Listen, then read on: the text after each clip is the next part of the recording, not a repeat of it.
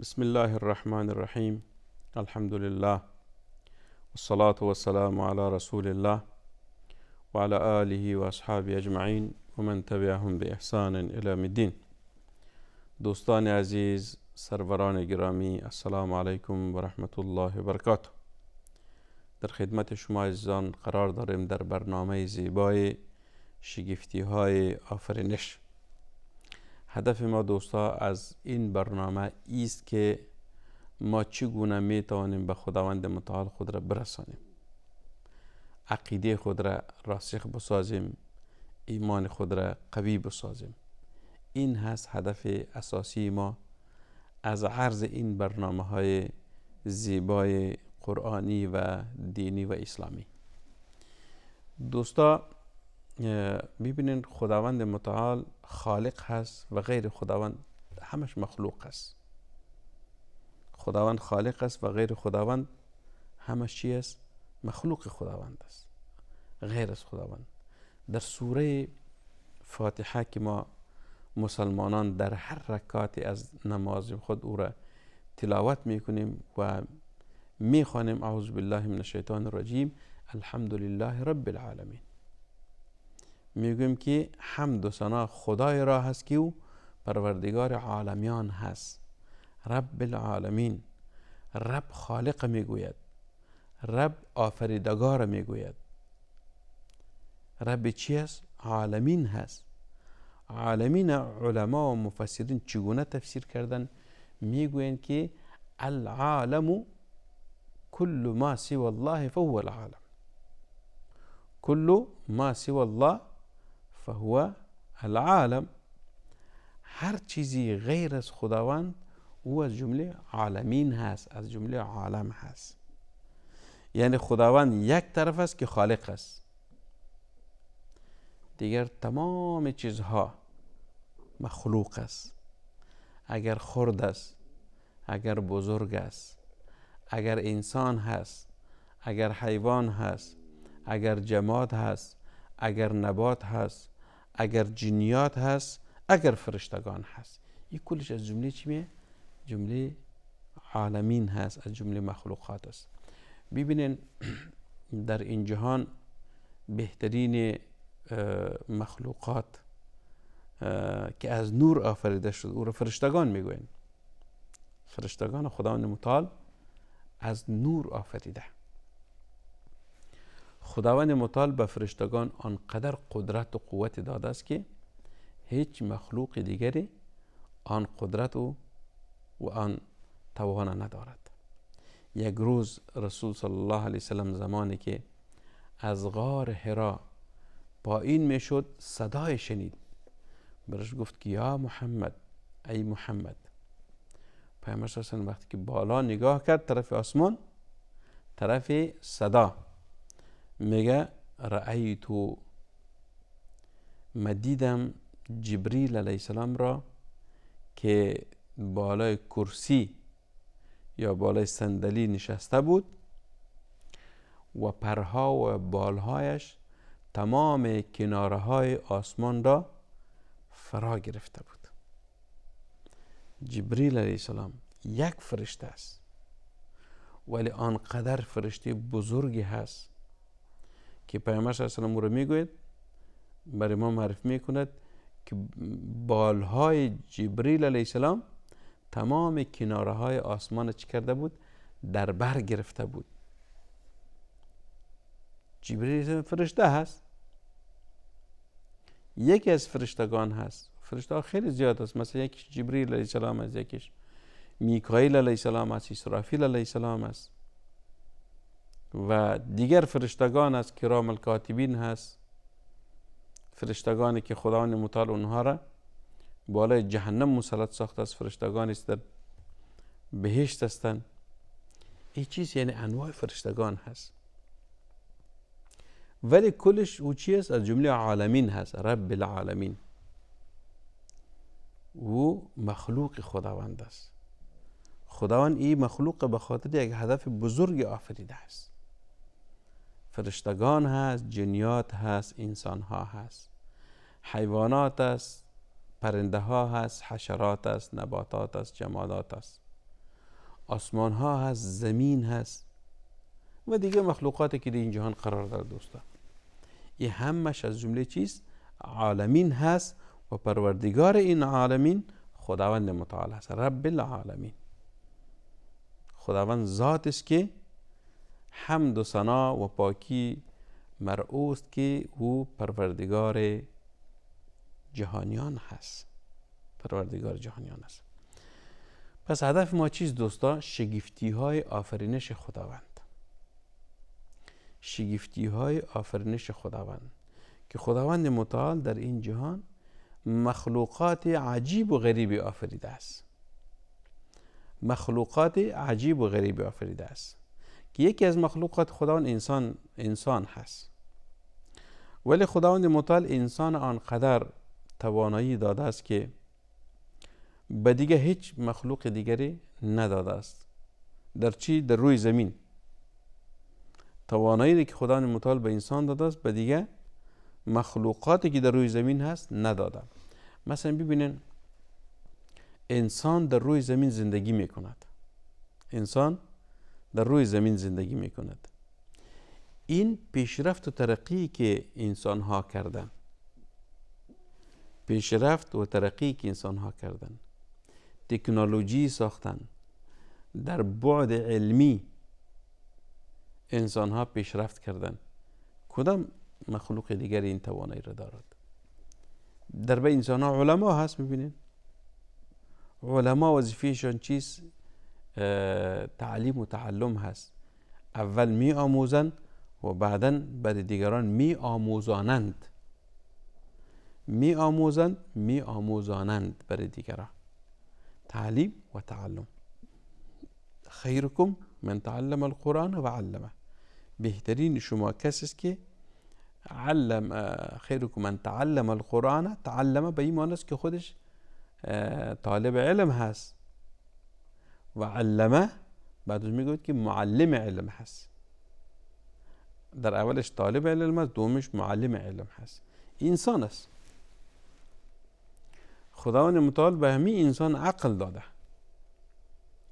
انسان به اساس عقلش این پیشرفت و ترقی را کرده. انسان به اساس عقلش این ترقی و پیشرفت کرده است.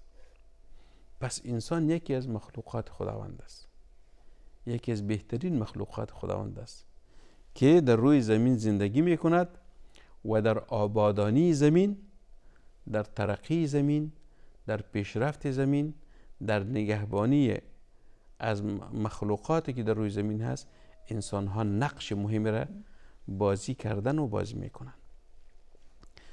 ببینید مثلا غیر انسان ها دیگر کدام زنده جان ها در روی زمین زندگی میکنن؟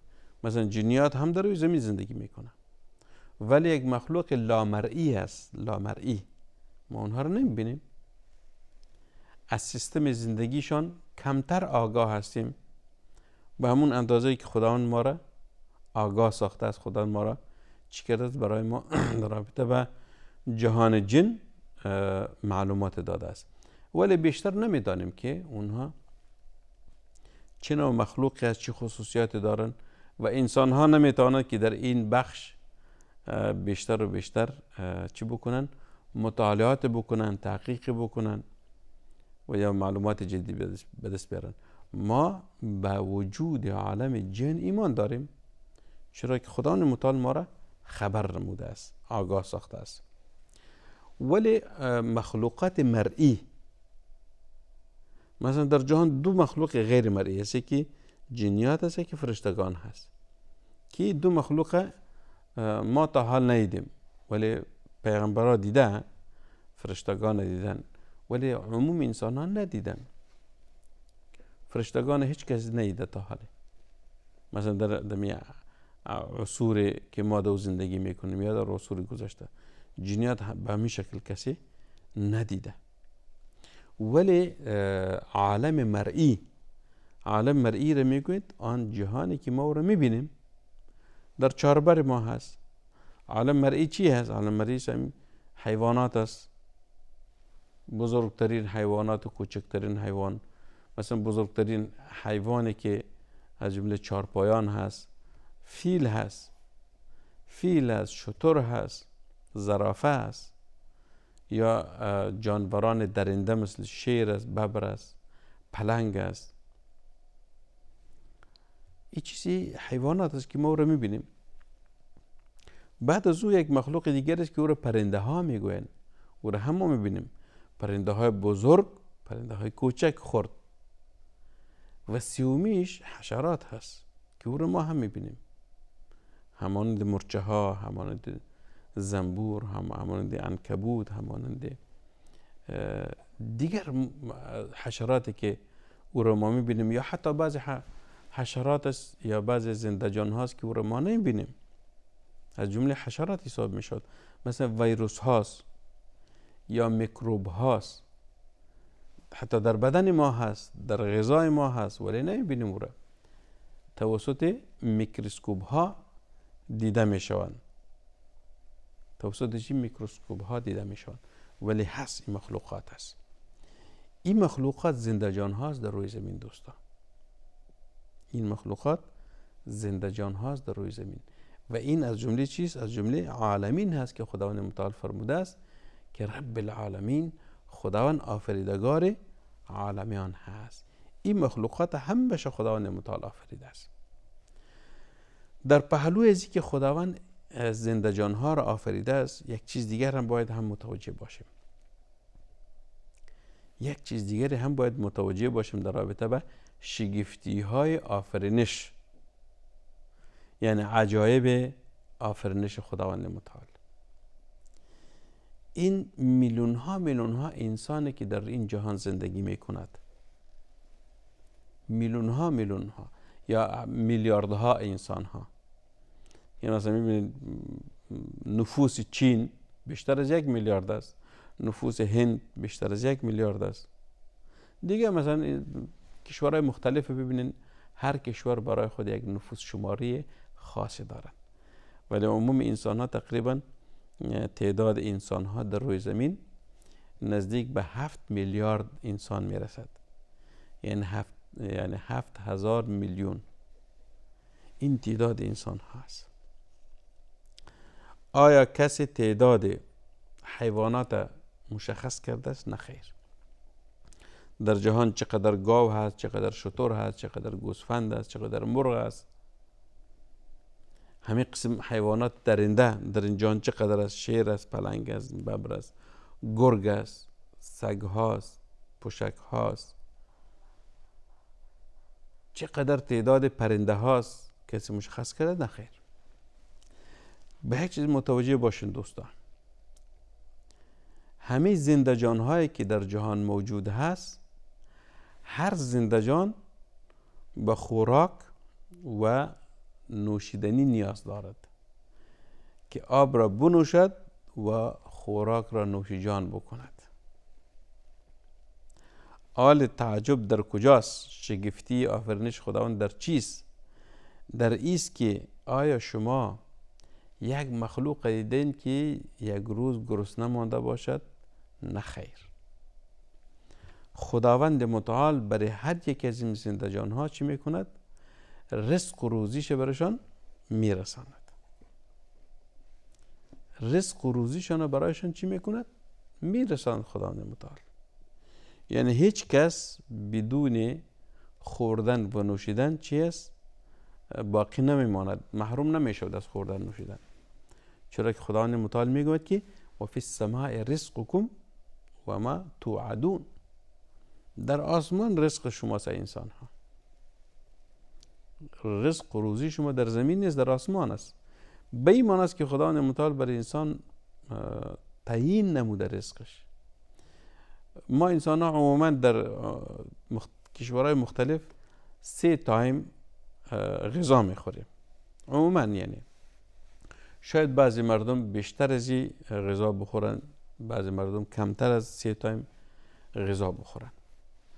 ولی این غذا خوردن 3 تایم حتی یک واژه عام هم است که صبحانه میگویم، بعد از او غذای چاشت است، بعد از او غذای عشاء یا خفتن هست. این اوقات است که در 3 اوقات مردم غذا میخورن.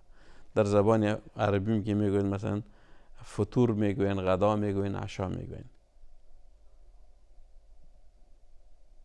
یا مثلا در زبان انگلیسی میگه بریکفست میگوین یا برنچ میگوین یا مثلا دینر میگوین. در عموم انسان ها چیست؟ یعنی به 3 وقت غذا نیاز دارن که در 3 وقت بخورن. این انسان هاست، یعنی نظام انسان هاست. همین 3 وقت غذا خوردن انسان ها، این غذا را کی برشان مهیا ساخته است؟ خداوند متعال غذای انسان ها و خوراک و نوشاک انسان ها را چی کرده است؟ برایشان فراهم ساخته است. و یک چیز دیگر هم باید متوجه باشیم، ای که در جهان روزانه هزاران هزار، شاید صدها هزار گاو ذبح شود، گوسفند ذبح شود، مرغ ذبح شود به خاطر خوردن. هتل های داریم، بسیار هتل های بزرگی داریم که روزانه شاید هزاران میمان بین هتل ها سرازیر شود. در این هتل ها غذای هایشان چی است؟ مثلا گوشت است، گوشت مرغ است، گوشت گوسفند است، گوشت گاو هست، به همین شکل نوشابه ها هست، میوه ها هست، نان هست. این غذا را برای انسان کی مهیا ساخته است؟ خداوند متعال. خداوند متعال مهیا ساخته است. این یک بخش چی است؟ یک بخشی از مخلوقات خداوند است که انسان است. خداوند روزی انسان برش تعیین نموده است. حالا اگر کم فراتر از انسان برویم، که دیگر زنده جانها را خداوند متعال چگونه روزی میدهد، که مثلا بزرگترین از این زنده جانها و کوچکترین زنده جانها چگونه غذای خود را برای خود چی میکنن؟ به دست می آورند یا برایشان فراهم میکند. این خداوند متعال برای هر زنده جان رزق و روزیش در وقتش میدهد و هیچ کسی نه گرسنه میماند و هیچ یکی نه تشنه میماند. پس این تمام زنده جانها را خداوند متعال آفریده است و برای تمام زنده جانها خداوند متعال رزق و روزی را هم داده است که یک بحث جداگانه است که در مسائل رزق و روزی خداوند متعال چگونه این روزی را برای زنده جانها فراهم می‌سازد. این هم از جمله شگفتی های آفرینش خداوند است در این جهان که باید ما به همون خداوند ایمان داشته باشیم و پرستش و بندگی همون خداوند متعال بکنیم. و صلی الله و سلم و بارک علی سیدنا و نبینا محمد صلی الله علیه و سلم.